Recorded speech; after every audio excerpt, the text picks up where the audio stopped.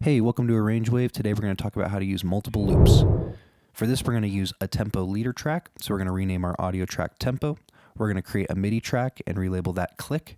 And then we're going to create another MIDI track and label that loop to do the loop function. First thing we're going to do is we're going to record a little bit of audio for our tempo leader track.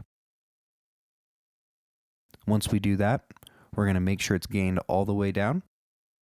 We're going to hit loop, and then we're going to pull it out the length that we want.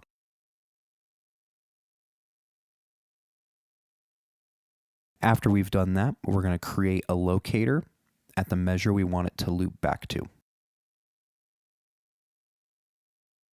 We'll relabel that loop. Then we're going to tab over and create our click. We're going to pull drum rack onto our MIDI track, and then look for a click sound. Again, we like to use RIM 707. We're going to create our click, shift and click and grab it over and drop it onto the grid. We're going to pull out the length of our tempo track and then create our MIDI note. Then we'll output it to our IAC driver.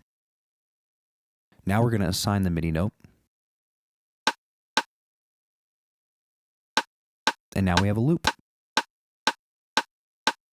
Now say we want another loop, we're going to copy this whole section and paste it into another part of our grid.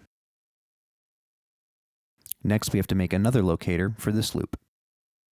Then go ahead and assign this MIDI note to this loop function. We do have to change the MIDI note.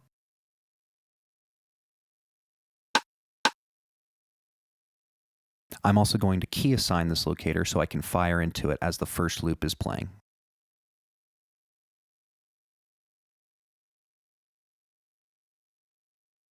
I'm going to change the tempo of this loop so we can hear the difference when it fires in.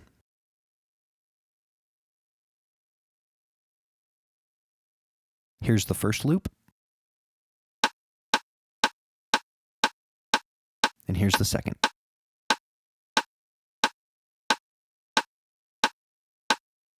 Thanks so much for watching. Let us know in the comments what we missed and what you want us to talk about next.